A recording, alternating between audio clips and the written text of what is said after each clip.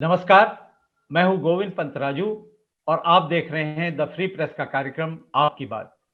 आपकी बात में आज हम बात करेंगे उत्तर प्रदेश में आप सबसे बड़ी विपक्षी पार्टी समाजवादी पार्टी के अध्यक्ष अखिलेश यादव के एक बयान की बात, जिस बयान के बाद उत्तर प्रदेश में एक तरह से राजनीतिक तौर पर काफ़ी हलचल शुरू हो गई है, काफ़ी उस बयान के खिलाफ तमाम तरह की टिप्पणियां आनी शुरू हो गई हैं और हर राजनीतिक दल किसी न किसी रूप में अखिलेश यादव के उस बयान पर हमलावर है। वो बयान अखिलेश यादव का ऐसा बयान था जिसमें उन्होंने बस आज़ादी के जो भारतीय नायक हैं महात्मा गांधी, जवाहरलाल नेहरू और सरदार पटेल, उनकी तुलना जो भारत विभाजन के लिए जिम्मेदार माने जाते हैं मोहम्मद अली जिन्ना, उनके साथ की थी।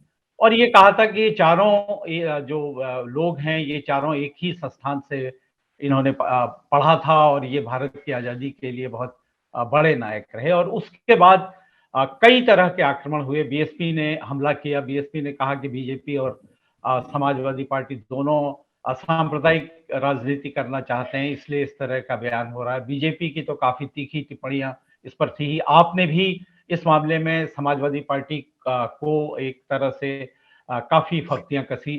जो ओवैसी हैं, ओवैसी ने खुद ये कहा कि अखिलेश यादव क्या समझते हैं वो हिंदुस्तान के मुसलमानों के बारे में, उनको समझना चाहिए कि हिंदुस्तान के मुसलमान कैसे हैं। और बीजेपी ने इसको पटेल का अपमान नहीं होने दिया जाएगा कहकर एक तरह से जो उत्तर प्रदेश में जो पिछड़े वर्ग को लेकर जो राजनीति है उसको अपने लाभ के लिए इस बयान को इस्तेमाल करना शुरू कर दिया। कुल मिलाकर ये बयान अखिलेश यादव ने क्यों दिया, इस बयान के क्या मायने हो सकते हैं, ये बयान कितना जो तार्किक तौर पर ये बयान कितना सही है, उनकी शिक्षा के बारे में जो अखिलेश यादव की जानकारी है वो कितनी सही है और इसके राजनीतिक मायने क्या होंगे, इन तमाम चीज़ों पर आज हम बातचीत करेंगे आपकी बात में।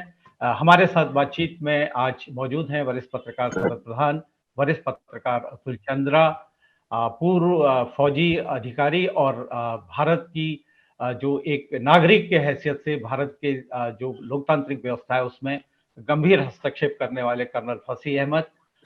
उत्तर प्रदेश और देश में महिला मुद्दों को लेकर और खास तौर पर जो सामाजिक सवाल हैं देश के महिलाओं के, पिछड़ों के, गरीबों के, उन पर हमेशा सक्रिय हस्तक्षेप करने वाली ताहिरा हसन और दुनिया में सबसे ज़्यादा पढ़े लिखे लोगों में शुमार किए जाने वाले डॉक्टर अशोक प्रसाद, जो पेशे से डॉक्टर भी हैं, कई तरह की डिग्रियां उनके पास हैं और उन्होंने दुनिया के तमाम जो बड़े संस्थान हैं, बड़े विश्वविद्यालय हैं, उनमें या तो पढ़ाया है या पढ़ा है।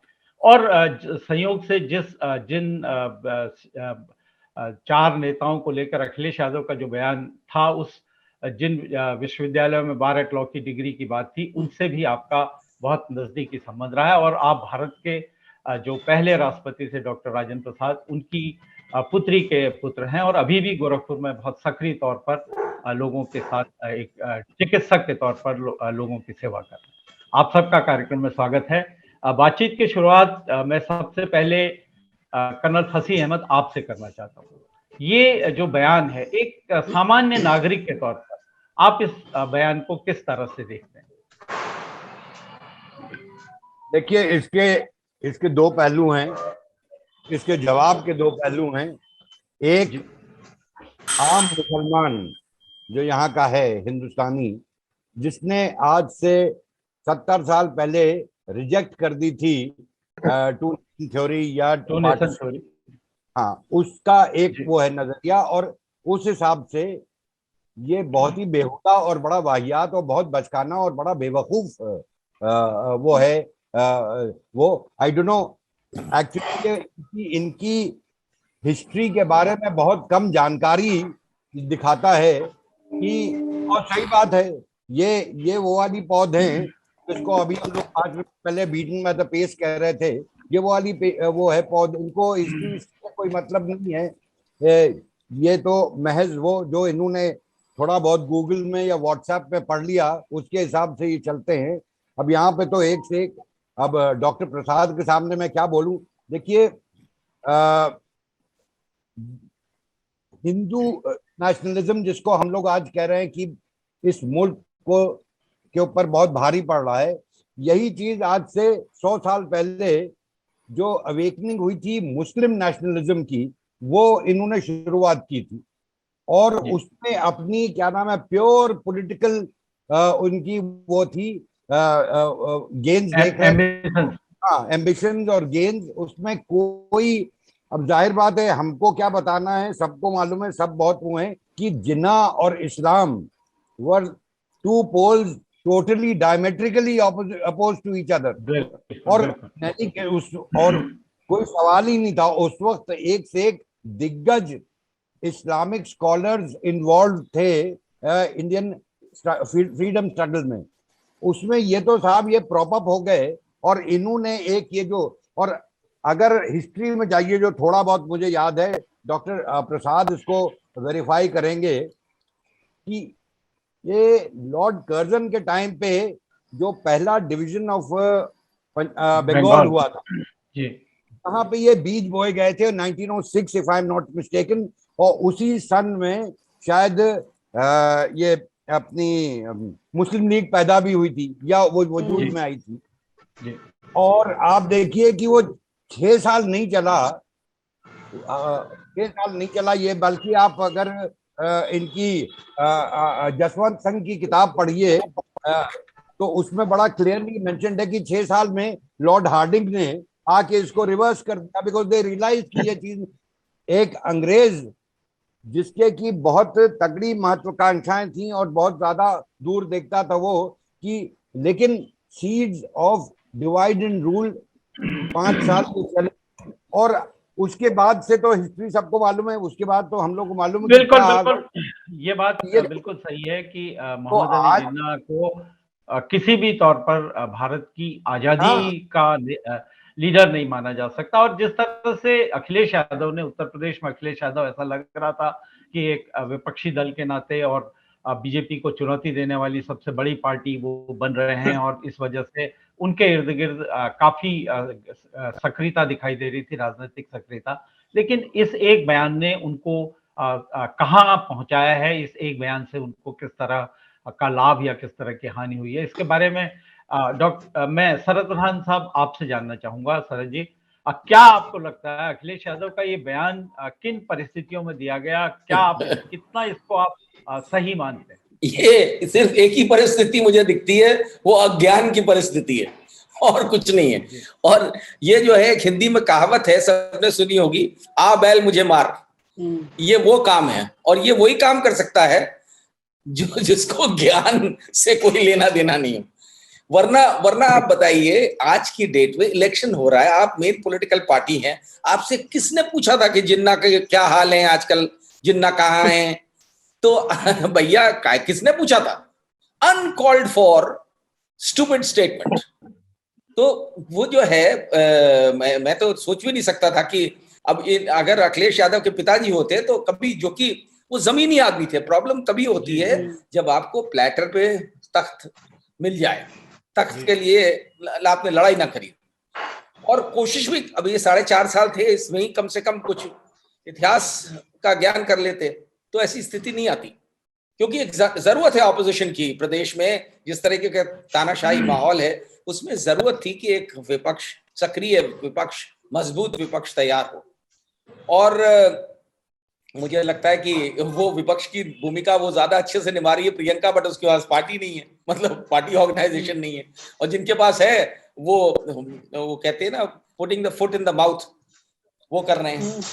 चलिए, अब इसका कोई जवाब नहीं है, इसका कोई डिफेंस नहीं है। मुझे नहीं लगता है कि वो खुद भी दे, क्योंकि अभी इसको कुछ रिएक्शन नहीं दे पाए, कहां से देंगे? तो उनके जो इर्द गिर्द जो लोग रहते हैं, इत्तेफाक, अनफॉर्चुनेटली जब ये इस तरह के नेता चाटुकारों से बहुत गिर जाते हैं, हो सकता है कि वो उसमें वो लोग वाह कर रहे हो, तो इन्हें लग रहा हो कि साहब ये तो क्या बात है। तो दुर्भाग्यपूर्ण है, बहुत ही दुर्भाग्यपूर्ण। बिल्कुल, लेकिन ऐसा नहीं है कि अखिलेश यादव ने इस तरह का सनक भरा बयान पहली बार दिया हो। जब कोरोना का बहुत शीर्ष में कोरोना था और वैक्सीन की बात आई थी, उस वक्त उन्होंने कहा कि हम वैक्सीन नहीं लगाएंगे बीजेपी की वैक्सीन है क्योंकि ये बीजेपी की वैक्सीन है। तो एक तरह से कोई पहली बार नहीं है इस तरह के बयान, लेकिन जिस तरह से चुनाव इतना नजदीक है और ये बयान जहां एक तरफ जो उनके मुकाबले में बीजेपी है, बीजेपी को अपने वोट बैंक को पोलराइज करने का इस बयान ने एक बहुत अच्छा मौका दिया है, लेकिन मुझे लगता है कि इस बयान का जो आम मुस्लिम मतदाता है उसके मन में भी, भारतीय मत जो मुस्लिम मन है उसके मन में भी इस बयान को लेकर कोई वेलकम नोट नहीं है। ताहिरा जी, मैं आपसे समझना चाहता हूं कि किस तरह को जो मुस्लिम समाज है वो इस बयान को किस तरह से ले रहा है। देखिए, बहुत ही मतलब कहना चाहिए बहुत बिजार स्टेटमेंट है। सबसे बड़ी उत्तर प्रदेश, सबसे बड़ा प्रदेश जो राजनीति की दिशा को तय करता है, वहां की सबसे बड़ी अपोजिशन पार्टी जो भाजपा को हेड ऑन ले रही थी और लोग देख रहे थे, उसकी तरफ से ये आया हुआ बयान यही कहा जा सकता है कि व्हाट्सएप यूनिवर्सिटी की से का ज्ञान तो मैं नहीं कहूंगी, मुझे समझ में नहीं आ रहा है कि ये बयान क्यों दिया उन्होंने। ये पोलराइजेशन वैसी करते तो समझ में आता कि वो इस तरह के बयान दे सकते हैं, या भाजपा की तरफ से होता। ये अखिलेश यादव इस तरह का बयान दे रहे हैं, तो ये बड़ा मुझे लगता है कि बड़ा बचकाना तो मैं नहीं कहूंगी, बहुत ही स्टूपिड सा एक बयान उन्होंने सामने रखा है। और इससे मुझे नहीं लगता, क्योंकि देखिए अखिलेश यादव को थोड़ी हिस्ट्री भी पढ़ते रहना चाहिए। वो एक राष्ट्रीय अध्यक्ष अपने उस पार्टी के हैं, सबसे बड़ी पार्टी उत्तर प्रदेश में, कि जो मुसलमान भारत में रुका उसने टू नेशन थ्योरी को नकारा, उसने जिन्ना को नकारा, और एएमयू हमारा अलीगढ़ मुस्लिम यूनिवर्सिटी भी जिन्ना का नाम अब नहीं लेता। उन्होंने भी जिन्ना को बिल्कुल अबेंडन किया हुआ है कि नहीं, उनको हम नहीं मानते। और इसका क्या हुआ, इन्होंने सिर्फ पोलराइजेशन किया, तो मुसलमान क्यों खुश होगा। इससे ये हुआ कि उधर से जो डिप्टी चीफ मिनिस्टर है वो कहने लगे कि नमाजवादी पार्टी, जैसे अभी एक पैनलिस्ट ने कहा था नमाज और जिन्ना का कोई ताल्लुक नहीं था, लेकिन नमाजवादी पार्टी और अखिलेश अली जिन्ना, ये सब चीजें, पोलराइजेशन इतनी तेजी से शुरू हो गया। तो ये एक इसका मुझे लगता है कि अखिलेश यादव को आके जवाब देना चाहिए। ये भारत की जो सिटीजन, हम लोग जो भारत के नागरिक हैं, जो उत्तर प्रदेश के हैं, वो जानना चाहते हैं कि अखिलेश यादव इस तरह का बयान हेल्थ पे और एजुकेशन पे, लाइवलीहुड पे, बढ़ती हुई महंगाई पर, जो इस समय त्योहार के टाइम लोगों की कमर तोड़ रही है, इसमें कुछ बोलते, कुछ सजेशन देते। उन्होंने आके इस तरह का बेतुका बयान दे दिया, और इस इंस्टीट्यूशन में पढ़े ना, उनको हिस्ट्री पता कि सब एक ही इंस्टीट्यूशन में पढ़ ली है। तो मुझे लगता है कि ये बयान जो है, पार्टी में इसका मंथन होना चाहिए, सबसे बड़ी पार्टी है, और ये चापलूस और चाटुकार जो हैं, उसके अलावा जो कुछ बेहतर लोग हों वो बात करें उनसे, उनको समझाएं, और उनको सामने आके माफी मांगनी चाहिए। इस तरह का बेतुका बयान उन्होंने किसको खुश करने के लिए दिया है? मुस्लिम कम्युनिटी तो नहीं खुश है, वो तो सोच रही कि बयान क्या दिया, तो पोलराइज कर रहे हैं, ये तो भाजपा का काम कर रहे हैं। बिल्कुल, तो ये सोचना पड़ेगा। बिल्कुल सही बात है।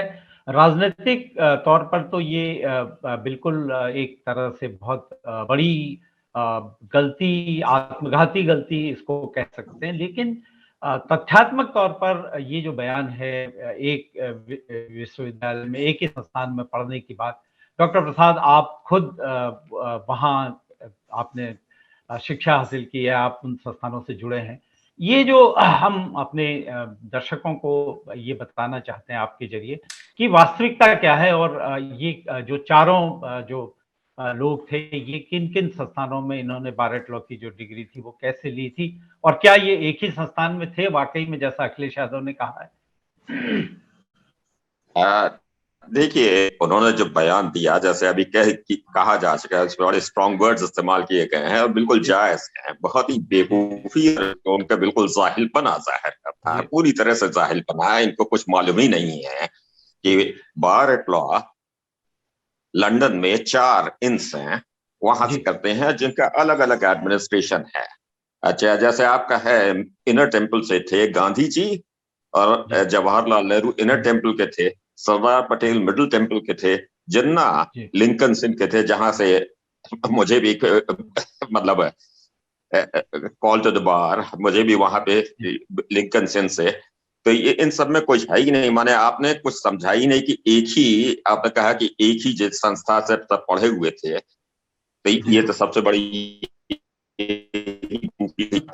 अच्छा, दूसरे ये एज्यूम कर लेना कि एक ही संस्था से अगर पढ़े हैं तो एक ही विचारधारा के हो, तो मैं आपको बता दूं कि जिन्ना लिंकन सेन से ही was called to the bar, Savarkar was called to the bar Lincoln's inn से, मैं भी मतलब लिंकन सेन से रहा हूँ। अच्छा, असदुद्दीन ओवैसी भी लिंकन सेन से रहा। अच्छा, अरे अब आप देख लीजिए, हम लोगों में अगर आप देख, जो मुल्क मैं चाहता हूँ वो बिल्कुल, मतलब वो बिल्कुल ही ज्ञान दे अलग दिया है। जाए तो बाकी शायद सब यही बयान दे दें, वो इनको इतना ज्ञान हो जाए तो यही बयान दे दें। नहीं, बेसिक चीज यही है कि आप देखिए, लिंकन सेन से मैं भी था, लिंकन सेन से सावरकर भी थे, लिंकन सेन से जिन्ना भी थे, लिंकन सेन से बल्कि मुझसे कुछ साल बाद ही was called to the bar Asaduddin Owaisi भी रहे। तो हम लोगों की विचारधारा बिल्कुल अलग है। काफी ऑगस्ट कंपनी में रहे आप। आपका नाम ना ले, आपका नाम ना ले ले। नहीं, ले लेकिन खैर मैं तो प्राइवेट सिटीजन हूँ, कोई जानता नहीं है, तो अगर लेंगे भी तो उसमें कुछ फर्क नहीं पड़ेगा, रिपल नहीं पड़ेगा। लेकिन ये बिल्कुल एक तरह से, दूसरे इन्होंने मुस्लिम लीग की हिस्ट्री ही नहीं पढ़ी है। अच्छा, कर्नल फसी ने ये बताया, इसमें एक और दो तीन चीजें ये कहा जाता है कि जब मुस्लिम लीग बनी थी तो एक हिंदुस्तान के एक बहुत ही काबिल बैरिस्टर थे, बाद में स्टेट्समैन बने, एजुकेशन मिनिस्टर, फॉरेन मिनिस्टर बने, मोहम्मद करीम भाई छागला जी, काफी बने, उनकी इज्जत हुआ करती थी, एमसी छागला। उन्होंने वो बॉम्बे के वो चीफ जस्टिस भी रहे थे। अच्छा, उन्होंने अपनी ऑटोबायोग्राफी की रोजेस इन दिसंबर, जो कि सबको पढ़ना चाहिए, और पढ़ने के बाद कुछ ये लगता है कि हम लोगों की बदकिस्मती रहे कि ऐसे इंसान को हम लोग प्रेसिडेंट नहीं बना पाए। इंदिरा गांधी ने तो उनको निकाल ही दिया था। तो उन्होंने बताया कि वो मुस्लिम लीग की हिस्ट्री के बारे में बताया है। छागला को आज तक किसी ने नहीं कहा, सेकुलर के अलावा किसी ने कुछ नहीं कहा। अच्छा, शुरू में इन्होंने कहा जब मुस्लिम लीग बनी थी तो अपार्ट फ्रॉम द नेम उसमें कई हिंदू मेंबर्स भी थे। अच्छा, it was basically a secular organisation वहां पे। और इसका आप एक सबूत देख लीजिए कि एक ऐसे भी एक इंसान थे जिसके बारे में यहाँ पर लोग भूल गए हैं, जो मुस्लिम लीग के भी प्रेसिडेंट थे, कांग्रेस, इंडियन नेशनल कांग्रेस के भी प्रेसिडेंट रहे, और साथ में हिंदू महासभा के रिसेप्शन कमेटी के भी प्रेसिडेंट रहे। उनको आजकल लोग भूल गए हैं, हकीम अजमल खान।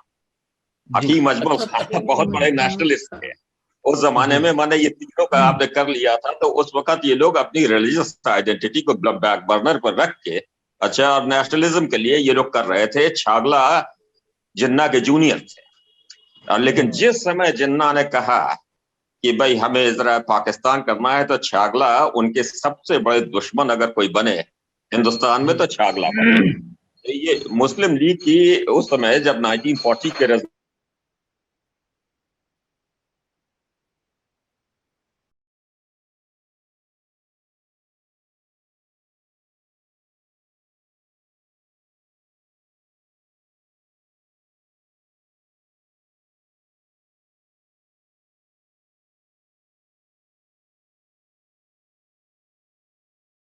आसफ अली मतलब नेशनल लीडर थे, आसफ अली साहब बैरिस्टर थे। अच्छा, मेरे बिहार से काफी निकट संबंध रहे हैं, तो मौलाना मजरूल हक का नाम लिया जा सकता था। बहुत बड़े बड़े मतलब ये ऊंचे किस्म के लोग थे जो बैरिस्टर थे। हालांकि बैरिस्टर कई बैरिस्टर थे जिन्होंने एक्टिवली इंग्लिश गवर्नमेंट का साथ भी दिया था। तो बैरिस्टर होना कोई ऐसी चीज नहीं है यहाँ पर लगा देने पे, उससे मान के चलने पे, तो वो रहता नहीं था। ये तो उन्होंने सबसे पहले ये किया। और इसके आगे का जो जहां तक पॉलिटिकल है, तो मैं तो पॉलिटिकल एनालिस्ट नहीं हूं, लेकिन देख के हमें लगता है कि सबसे पहले वो मान के चले, अगर कोई ये मान के चले कि जिन्ना अगर मुस्लिम्स के रिप्रेजेंटेटिव रहे हैं, तो उनको रफीक जाकरिया की किताब पढ़नी पड़ेगी। रफीक जाकरिया ने कहा है, अपनी किताब में लिखा हुआ है कि मुस्लिम्स का पिछले 500 साल में अगर सबसे ज्यादा किसी ने अगर सत्यानाश किया है तो वो रहे हैं मोहम्मद अली जिन्ना। सबसे ज्यादा अगर नुकसान पहुंचाया है मुस्लिम्स को तो जिन्ना ने, और वो इस्लामिक स्कॉलर थे बाद में। रफीक जाकरिया पहुंचा रहे हैं नहीं, आज भी पहुंचा रहे हैं, सही, आप सही कह रहे हैं, आज भी पहुंचा रहे हैं यहाँ पे। अब इसको डिवाइड, अब टू बी फेयर, अकेले वो नहीं है कि जो जाहिल हैं इंडियन पॉलिटिक्स में। इंडियन पॉलिटिक्स जाहिलों की जमात है। इंडियन पॉलिटिक्स अपने जाहिल पने से लोगों को डिवाइड करके चलते रहते हैं। अच्छा, और इसमें बड़ा एक सख्त स्टेटमेंट एक लगा था। अमेरिका के एक प्रेसिडेंट थे, रूजवेल्ट के बाद बने थे ट्रूमन। उन्होंने एक बार एक स्टेटमेंट दिया था जो कि मतलब कहा जाए उसमें बहुत कटाक्ष है। उन्होंने कहा था, when I was about to embark on a career, the choice that I had was to become a piano player in a whorehouse or politics. Now I've realized that there's no difference between the two. Truman ने ये कहा था। तो उस जमाने की बात छोड़े हैं, वो 21st सेंचुरी इंडियन पॉलिटिक्स की बात कर रहे हो तो हमें जरा कुछ ज्यादा अप्रोप्रिएट लगता है। बिल्कुल सही बात है। भारत की राजनीति में निश्चित तौर पर जो बौद्धिक स्तर है, जो समझदारी का स्तर है, वो लगातार गिर रहा है। और जब जो लोग राजनीति को कैरियर बनाते हैं, अखिलेश यादव ने तो अपने पिता से खुद पूछा था कि आप तो इतने साल आपने राज कर लिया, लेकिन मेरे कैरियर का क्या होगा। तो जो लोग कैरियर राजनीति को बनाना चाहते हैं, उनसे बहुत उम्मीद भी नहीं की जा सकती। लेकिन अतुल चंद्रा जी, इस बयान के बाद भी अभी तक समाजवादी पार्टी की तरफ से कोई प्रतिक्रिया नहीं आई, कोई किसी तरह का कोई माफीनामा या गलती हो गई, इस तरह का कोई स्पष्टीकरण नहीं आया। उल्टे ये कहने की कोशिश की जा रही है कि जिन्ना ने तो जो बाल गंगाधर तिलक हैं, उनका मुकदमा लड़ा था, वो तो इतने बड़े भारत के सेवक थे। इस तरह से उस बयान को जस्टिफाई करने की कोशिश की जा रही है। आप क्या देखते हैं, इससे समाजवादी पार्टी को किस तरह का राजनीतिक लाभ या राजनीतिक नुकसान हो रहा है इस बयान से? देखिए, अभी तक जितनी भी बात हुई है, उसके हिसाब से राजनीतिक लाभ तो कोई नहीं मिलना है जी। उल्टे इन्होंने भारतीय जनता पार्टी का रास्ता आसान कर दिया है ये स्टेटमेंट देकर के। क्योंकि अगर आप याद करें तो 2014, 2017 दोनों चुनावों में भारतीय जनता पार्टी ने सिर्फ पोलराइजेशन का ही फायदा उठाया था, जिसकी वजह से उनकी इतनी भारी संख्या आई जी। अब आप वो मुद्दा उठा रहे हैं जिसको लेकर के अलीगढ़ में हर साल एक इशू रेस किया जाता है कि जिन्ना की फोटो यहां से हटनी है। तो आप उनको दे रहे हैं, उनको स्ट्रेंथन कर रहे हैं, उन फोर्सेस को जो ऑलरेडी इंतजार में है कि कुछ ऐसा हो और हम उसका फायदा उठाएं। बाकी हमारे समझ से जब ताहिरा जी ने जैसे कहा कि बहुत ही स्टूपिड स्टेटमेंट था, तो अब स्टूपिड स्टेटमेंट की सफाई क्या देंगे other than apologising for it? वो क्या करेंगे उसमें? और वो करेंगे नहीं आसानी से। हमारा तो कहना ये है कि जो उन्होंने इस्तीफे की ये इस बात की पेशकश की थी कि हम चुनाव नहीं लड़ेंगे, वो बहुत ही अच्छा रहता। तो कम से कम थोड़ा सा फील्ड नैरो डाउन हो जाती और कांग्रेस के लिए फायदा हो जाता, या हो सकता है आम आदमी पार्टी कुछ कर लेती। लेकिन ये जो स्टेटमेंट दिया है, ये एक्चुअली जो आपने टर्म यूज किया आत्मघाती, सुइसाइडल है। किसी भी तरह से इसकी कोई जरूरत नहीं थी। ऑफ द कफ शायद ये रिमार्क था, क्योंकि उनको, हमको नहीं लगता है ना उनको एनवायरमेंट की जानकारी है जिसके बारे में वो पढ़ के आए हैं सपोजिटली, और ना उनको जानकारी है इतिहास की। बिल्कुल सही बात है। बहुत बीजेपी को फायदा पहुंचाएंगे वो, और कुछ नहीं। बिल्कुल आरोप दूसरे राजनीतिक दलों पर लगता रहा है कि फलानी पार्टी बीजेपी की बी टीम है, फलानी पार्टी बीजेपी की टीम है। लेकिन अखिलेश यादव के बयान ये साबित कर रहे हैं कि बीजेपी की बी टीम के तौर पर तो वो खुद काम कर रहे हैं। कर्नल फसीह अहमद, मैं आपसे जानना चाहता हूं, एक मुस्लिम वोटर होने के नाते, भारत के लोकतंत्र की एक यूनिट होने के नाते, इस बयान को आप किस तरह से ले रहे हैं? जैसे मैंने आपको बताया, या जैसे जो आम राय है, और वो मेरी नहीं है, वो शायद 90% मुसलमानों की राय यही है, और ज्यादा होगी, कि ये निहायत ही फ्रिवलस और आई डोंट नो किस जिस मकसद से इन्होंने ये बयान दिया था, शायद प्रॉबली टूरियागंज या पाटे नाले की कोई एक गली में कोई इनके 4-5 लोग होंगे जो कि वाह वाह कर रहे होंगे, बाकी आम मुसलमान और वो भी इसलिए कर रहे होंगे क्योंकि शायद शाम को उनको कबाब पराठा दे दिया गया होगा कि भाई इतने वाह वाह कर दो। अदरवाइज आप ये बताइए कि जैसे सबने कहा है, और वाई मुस्लिम, हर इंसान हमारे साथ जो जो जो उगे हैं वो सब जानते हैं कि ये हिंदुस्तान में रहने वाले थे, उन्होंने रिजेक्ट किया था। जो हम पार्टीशन एक निहायत घिनौनी चीज थी, और उसमें जो लोग गए थे, यस उसमें कुछ अपॉर्चुनिस्ट भी गए होंगे, लेकिन आम तौर पर वो लोग भागे थे जिनके ऊपर दोनों तरफ से वो उधर वहां मारे गए, यहाँ मारे गए, और नतीजा हुआ वो करीब ट्रांसफर हो गया 11 लाख या कितने लाख आदमियों का। आम आदमी था, और वो आम एक धारणा है मुसलमानों में कि साहब सारा इंटेलिजेंसिया मुसलमानों का पाकिस्तान चला गया। ये भी बड़ी बेवकूफी वाली और बहुत ही जाहिल किस्म की एक धारणा है। सारा वहां चला गया, बल्कि वहां वो गया जो अपॉर्चुनिस्ट था। बिल्कुल सही बात है। और जिस तरह से ये बयान दिया गया है चुनाव के ठीक पहले, निश्चित तौर पर ये बयान लोगों की भावनाओं को आहत कर रहा है। एक आम मुसलमान जो अपने को भारतीय होने पर गर्व महसूस करता है, उसको भी कहीं न कहीं एक तरह से ये असुरक्षित बनाने की कोशिश इस तरह के बयान। शरद जी, राजनीतिक तौर पर इस बयान से समाजवादी पार्टी को कितना नुकसान हो सकता है? गोविंद, मुझे लगता है कि नुकसान तो अच्छा खासा हो जाएगा इनको, क्योंकि अगर ये भी इसके पीछे अगर ऐसा उद्देश्य था, होना नहीं चाहिए कि इससे वो मुसलमानों को खुश कर लेंगे, तो वो बहुत बड़ी गलतफहमी है। उससे ये जाहिर होता है कि इनकी मानसिकता वैसी है जैसी बीजेपी की है, कि बीजेपी वाले सोचे तो समझ में आता है कि भाई जिन्ना का नाम ले दो तो मुसलमान खुश होंगे, वो जमाने चले गए।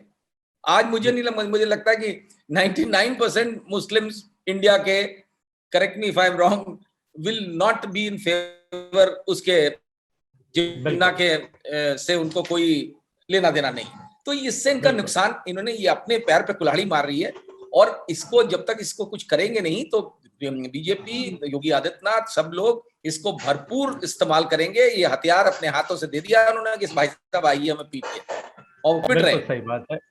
अब बिल्कुल सही बात है, और तमाम राजनीतिक पार्टियां इसको अपनी अपनी तरह से भुनाने की इस बयान को कोशिश कर रही हैं। और खासतौर पर इसमें जो असदुद्दीन ओवैसी का जो बयान है, उन्होंने जिस तरह से इस बयान पर हमला किया है, ताहिरा जी आपको क्या लगता है उनका जो हमला है वो इस बयान को वो कितना सही है इस मामले में?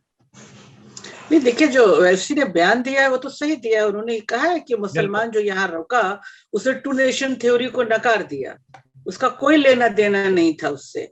और देखा जाए तो मुसलमान ने कभी भी, जो यहाँ पे रुके हुए मुसलमान है, अपनी मर्जी से रुके हुए हैं, क्योंकि वो डेमोक्रेटिक सेटअप में और कॉन्स्टिट्यूशन पे बिलीव करने वाले मुसलमान है, तो वो कभी भी उधर जाना नहीं चाहते थे। और ये बयान देख के अखिलेश यादव ने एक जो पूरा एक विवाद खड़ा किया है, वो पोलराइजेशन का, जो हम कभी एक्सपेक्ट नहीं करते थे कि अखिलेश यादव की तरफ से आएगा।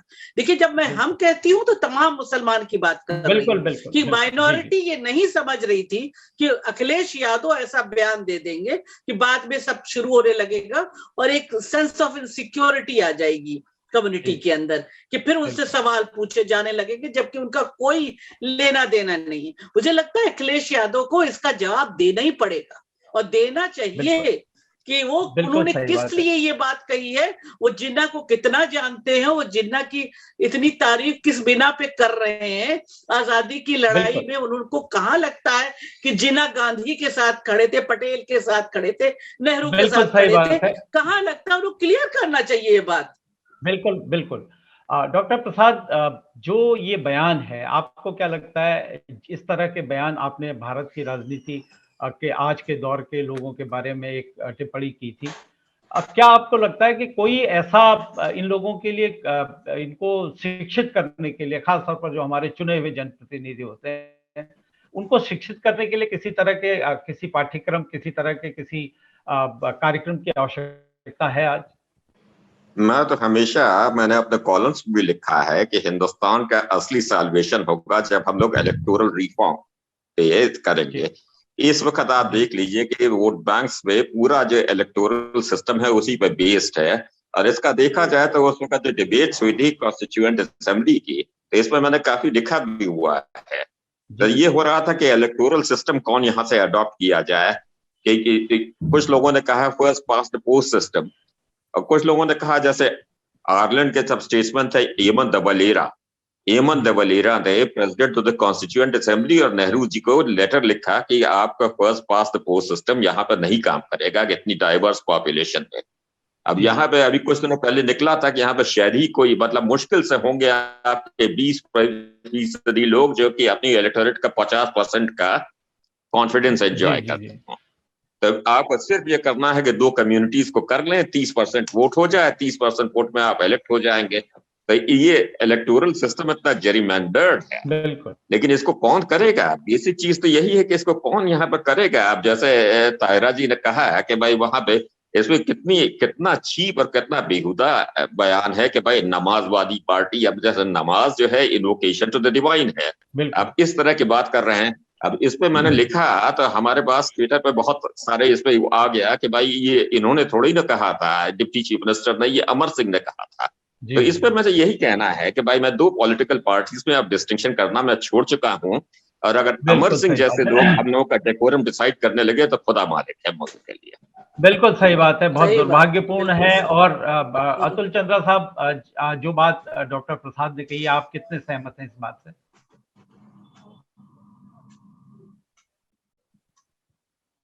अतुल जी, आप अनम्यूट कर लीजिए अपने को। अनम्यूट कर लीजिए।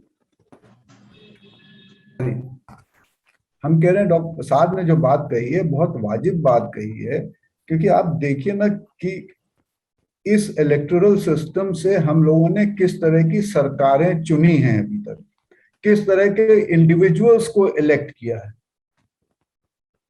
और आज भी अगर आप चाहें तो बदल सकते हैं भाई, आपको क्या चाहिए, 2/3 मेजोरिटी होनी चाहिए या 3/4 मेजोरिटी हो जाए लोकसभा में, आप कर लीजिए कॉन्स्टिट्यूशन को चेंज, एक बार फिर से डिबेट कर लीजिए, एक अपने सिर्फ इलेक्टोरल प्रोसेस को चेंज करने के लिए। जो एक जो खास चीज थी जिसके ऊपर सुप्रीम कोर्ट कितनी बार कह चुका है कि आप क्रिमिनल्स को बाहर करिए, हम आज तक उसके लिए तो कोई स्टेप ले नहीं पाए, क्योंकि सभी पार्टीज को वो सूट करता है, तो इसलिए वो उसके अगेंस्ट कोई भी रिफॉर्म नहीं लाना चाहते हैं। इलेक्शन कमीशन भी कमजोर पड़ जाता है उस मामले में। तो बिल्कुल सही बात है, जरूरी है। बिल्कुल, ये वक्त का तकाजा है, और ये भारत के लोकतंत्र को बरकरार रखने के लिए मुझे लगता है बहुत जरूरी है। हम पर अपराधी राज न करें, हम पर मूर्ख राज न करें।